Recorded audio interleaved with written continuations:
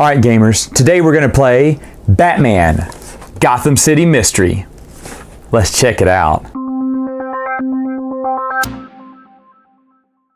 Alright, so in the game you get to play as these four characters: Batman, Robin, Nightwing, and Batgirl. They are pre-painted little minifigures and they look gorgeous, absolutely gorgeous. And then one person gets to play as the bad guy. Now in a two-player game, one guy's going to control the good guys, one person controls all the henchmen.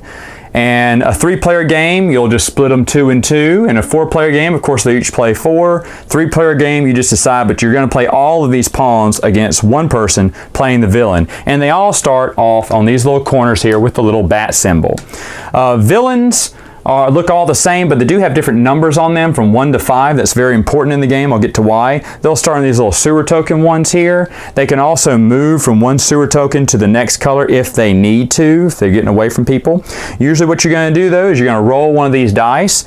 If it's, let's say there's one guy playing all the good guys. He rolls the die and that means they all move 1. Yikes, Batman is taking his time, right? And then once he's moved all 1, the good guys will go, bad guys will go, and they each get to move one of their minions 4. So each of these move 4. And so that's how movement goes in the game. Now, before all that starts though, you're going to pick one of these Batman villains. As you see, the backs look all the same, but on the front, it's different villains you can play. And they have different villains, have different items they need to retrieve on the board. It gives you the color, and you see the color codes here on the board attribute to where you can find these particular items. Another thing I'd like to note is that the game's artwork is absolutely gorgeous. These cards are just beautiful. I love the look of each one.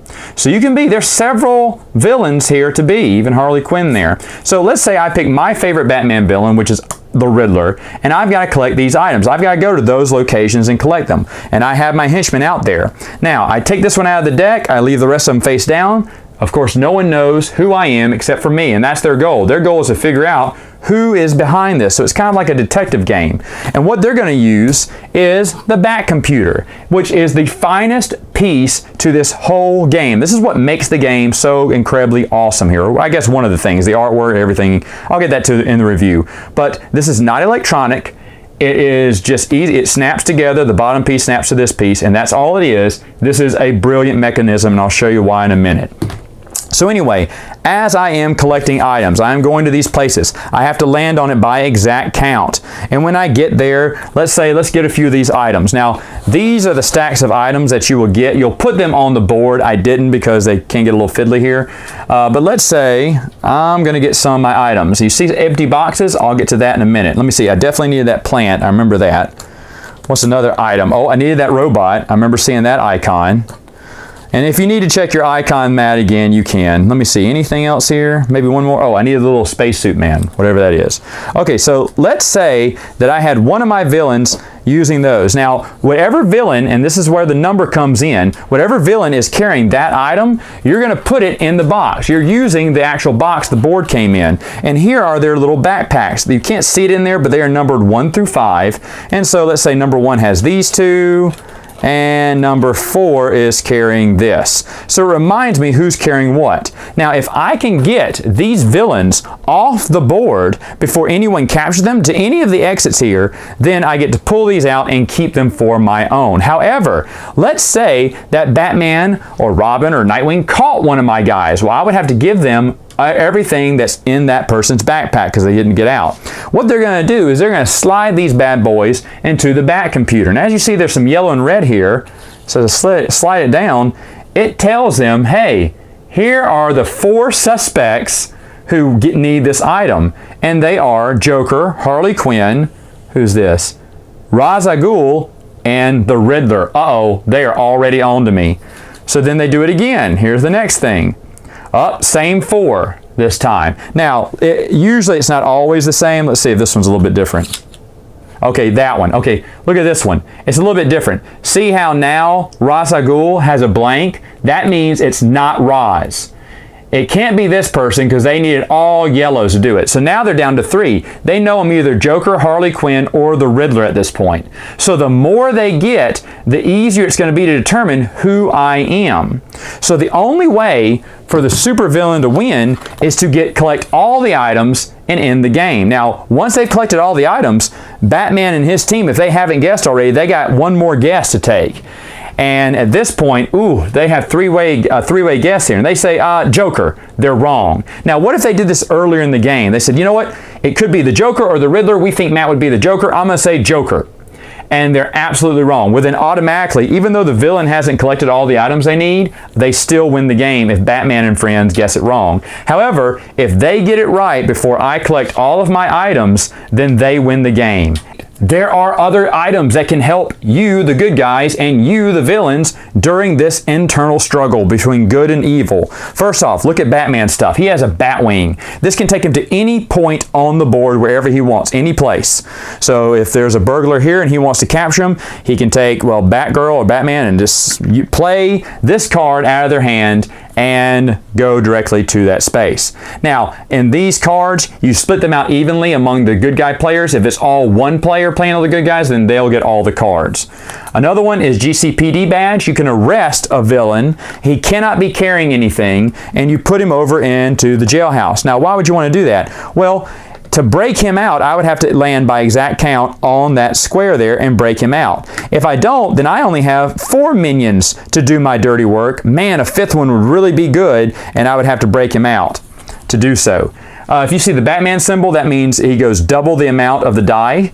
And if it's the Batmobile, he can travel along that road. So for instance, let's say Batman's right here. He can travel all down this road to see if he can get any bad guys. Well, let's say it's Nightwing. Look at this. Nightwing's right here. He can travel all the way down this road using the Batmobile. He stops right there, and he can capture that guy just by playing that one card. Now, one thing we did say is that he cannot switch lanes. Like he can't go this way and turn and then turn again. He can't do that. He can't drive all the way. And when he gets to the 5-point middle, they have to stop. Because, I mean, you could say, oh, I'm going straight this way, or turn around that way. That wouldn't be straight, but you know what I mean. We said when they get to the middle point there, they'd have to stop. But you go all the way down that street until you capture one, or maybe maybe Robin's right here and he wants to make it all the way down this street and stop right here, so now he's closer to that villain. What the villains have, they have a jetpack. This lets them move double the amount of spaces. They also have a false alarm, which means, let's say I'm this guy and Nightwing's here, Robin's here, Batman's here, you know, they're closing in on me. Oh man, I am in trouble. Now I can walk through them as long as they don't land on their space, I'm okay. I can try to sneak by them, but it looks like I'm gonna get caught. And if this is a guy who's carrying a lot of items, I do not want him to get caught. So what I'll do is I'll play my false alarm card, and I can move someone like Robin all the way down here. And now I have an opening to get away.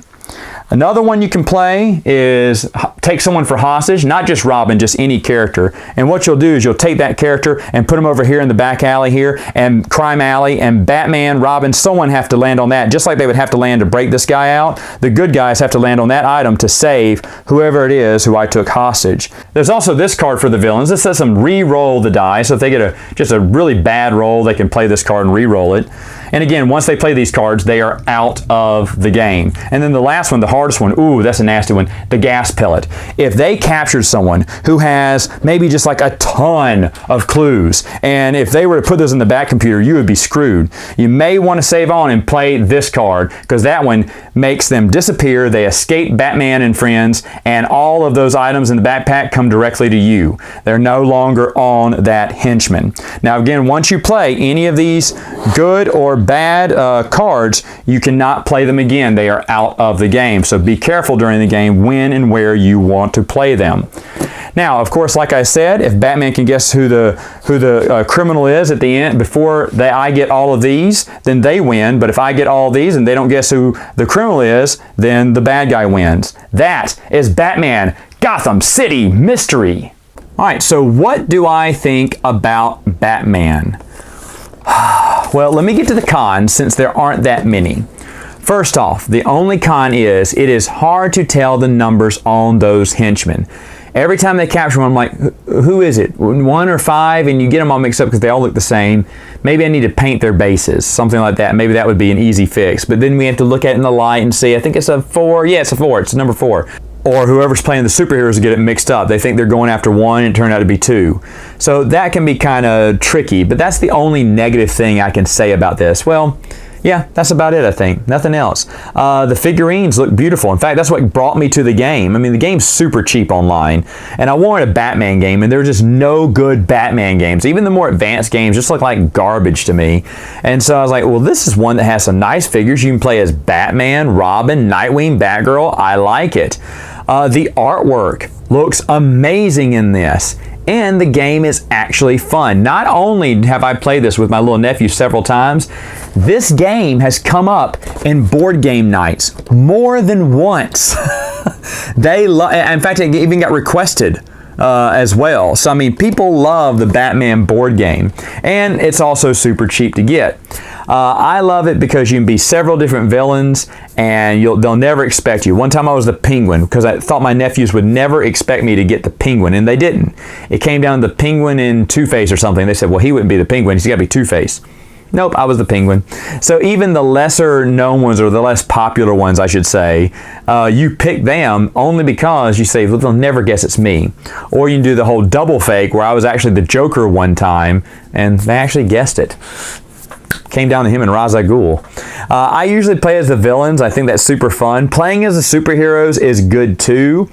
You can say, well, Matt, it seems a little imbalanced from one way to the next. In a way, yeah, superheroes, if they make a good bust, like I think the first person they busted me on had like 5 items. Now, shame on me for not moving that character off the board, because when they put all 5 in there, they knew exactly who I was. He was just happened to be at the right space at the right time instead of moving him off the board, because once he moves off the board, they can appear on one of those little sewer tokens again anywhere in the city. But you get to keep those things that were in his backpack, and the superheroes will never get to see that. And I should have kept better track of who it was. I just had him going from store to store getting everything. So you got to be careful about that. You want to spread your henchmen out, give them just one item, use your card sparingly. I didn't even use the gas grenade, and I thought I didn't think I needed it until I realized what number it was, but it was too late by then. I didn't want to cheat. This is, well, my favorite Batman game. It's super cheap. It's well worth your time. They made another game like this. It was from Batman Begins. It's like Batman versus a bunch of ninjas. There's 4 different Batman molds and there's a bunch of ninjas. I used to have that one. I didn't like it as much as this one, so I gave the other one to my little nephews because they loved it. That one, the play is a little bit different. And I mean, Batman and versus ninjas. I mean, what's not to like about that, huh? So that may have been a really good game, and it plays very similar to this one. But for some reason, well, I know why. Robin, Nightwing, Batgirl, the art that you can be the regular villains. You can't even be Ra's al Ghul. You're just, you're kind of Ra's al Ghul, but there's no figure or card to depict that. So for me, Batman Gotham City Mystery is the best Batman game out there until Monolith comes out with their Batman board game. It's going to be nice. Anyway, gamers, that's all the time I have for now. Until next time, game on.